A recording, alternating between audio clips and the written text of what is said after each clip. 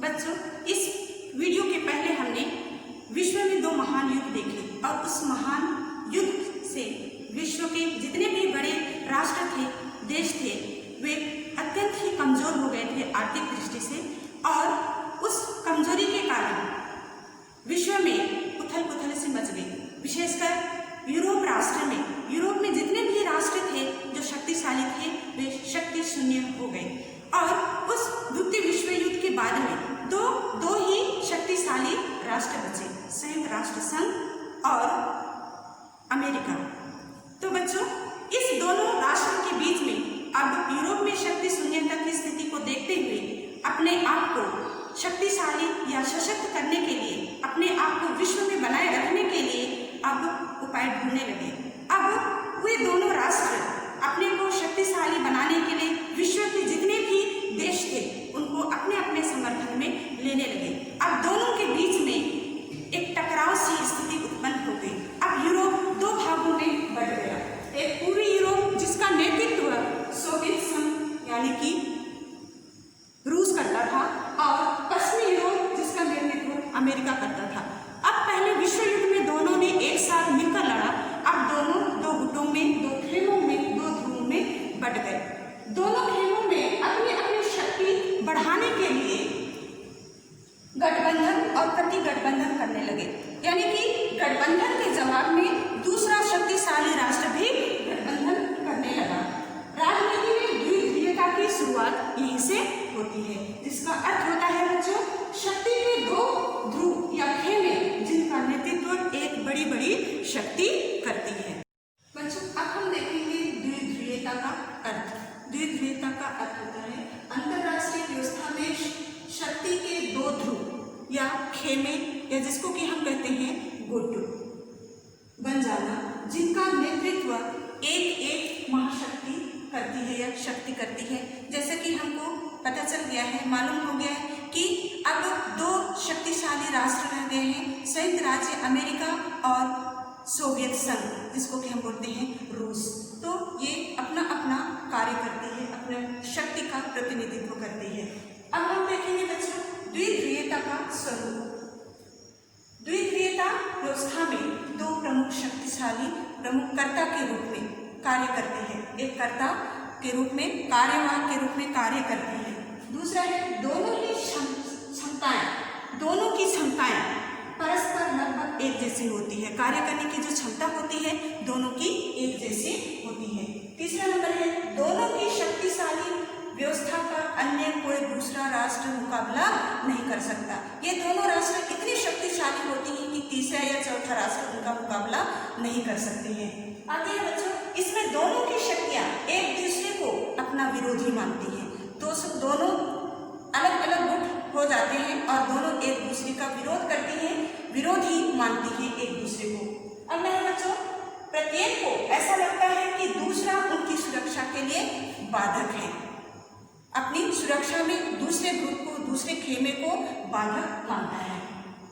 दोनों बड़ी शक्तियों के मध्य हमेशा संघर्ष चलते रहते हैं। तो इस प्रकार हमने देखा बच्चों कि द्विध्रुवीयता का स्वरूप जो है बहुत बृहद है। दोनों देश अपने आप को एक दूसरे के विरोधी मानते हैं और एक दूसरे के साथ में हमेशा संघर्ष करते रहते हैं। दोनों के बीच में आपसी टकराव होता रहता है और दोनों एक दूसरे के आगे निकलने के लिए प्रयत्नशील रहते हैं।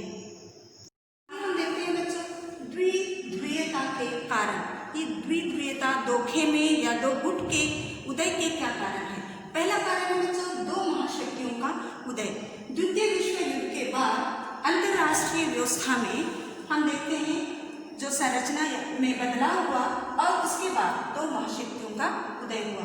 दोनों शक्तियां पूंजीवाद या अमेरिका की विचारधारा है और साम्यवाद सोवियत संघ या रूस की विचारधारा है और इसके माध्यम से दोनों के विचारों में टकराव होने लगे और दोनों के विचार अलग अलग होने के कारण ये आपस में हमेशा टकराने लगे।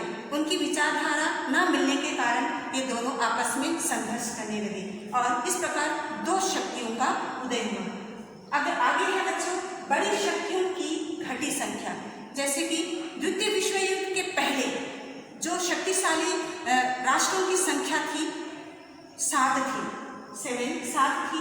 अब द्वितीय विश्व युद्ध के बाद वही उनकी शक्तियों की संख्या घटकर कितनी रह गई, सिर्फ 2। यानी कि कौन कौन बचे, सोवियत, रूस और अमेरिका। तो इस प्रकार हम देखते हैं द्वितीय विश्व युद्ध के बाद शक्तिशाली राष्ट्रों की संख्या एकदम से घट गई। आगे है राजनीतिक और आर्थिक क्षेत्रों में तीव्र प्रतिद्वंदिता की भावना। जैसे कि अंतरराष्ट्रीय राजनीतिक व्यवस्था में हम देखते हैं दोनों महाशक्तियों ने अपने प्रभाव क्षेत्र को बढ़ाने के लिए इन लोगों के बीच में संघर्ष होने लगे। राजनीतिक और आर्थिक क्षेत्र में प्रतिस्पर्धा करने लगे, दोनों आपस में लड़ने लगे, दोनों के बीच में होड़ होने लगे।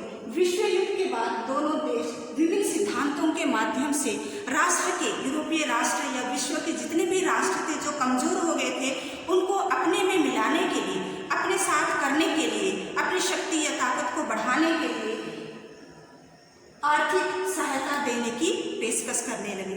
आगे है बच्चों परमाणु अस्त्र दौड़, यानी कि परमाणु अस्त्र शस्त्र की दौड़ में दोनों आपस में संघर्ष करने लगे। सोवियत संघ की परमाणु क्षमता प्रकाश में आने के बाद, सामने आने के बाद परमाणु अस्त्र की दौड़ या होड़ शुरू हो गई। अमेरिका ने साम्यवादी विचारधारा, जो सोवियत संघ की विचारधारा है, साम्यवाद के विचार को या प्रसार को रोकने के लिए दीर्घकालीन नीति बनाने लगी, जबकि इसके जवाब में सोवियत संघ ने अपने साम्यवादी विचारधारा को अधिक से अधिक प्रसारित करने के लिए नई नई नीति की शुरुआत करने लगे। बच्चों आगे हम देखते हैं शीत युद्ध। शीत युद्ध का मतलब होता है ठंडा युद्ध, जिसमें कि ना तो हथियार उपयोग में लाए जाते हैं और यह लड़ने के लिए युद्ध का मैदान होता है। बच्चों शीत युद्ध बिना हथियार के लड़े जाते हैं और यह इसमें मैदान की भी जरूरत नहीं होती है। यह युद्ध मानव मस्तिष्क से लड़ा जाता है और मुख से निकलने वाले हर एक शब्द से वार किया जाता है और इस युद्ध में 2 या 2 से अधिक राष्ट्र, राज्य या व्यक्ति हिस्सा लेते हैं। बच्चों शीत युद्ध का अर्थ क्या है जानते हैं हम?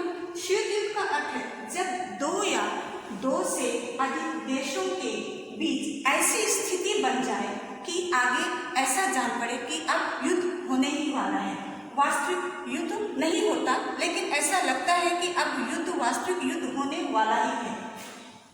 इसमें आगे हम देखते हैं युद्ध की पूरी संभावना रहती है कि अब युद्ध हो ही जाएगा। युद्ध की आशंका, लोगों को लगता है कि अब युद्ध होने वाला है, लोगों के मन में डर बना रहता है, तनाव उत्पन्न होता है। 2 देशों के जो आपस में युद्ध करते हैं उनमें तनाव रहता है, संघर्ष जारी रहता है, लेकिन युद्ध नहीं होता। ऐसा हम देखते हैं अमेरिका और सोवियत संघ के बीच में।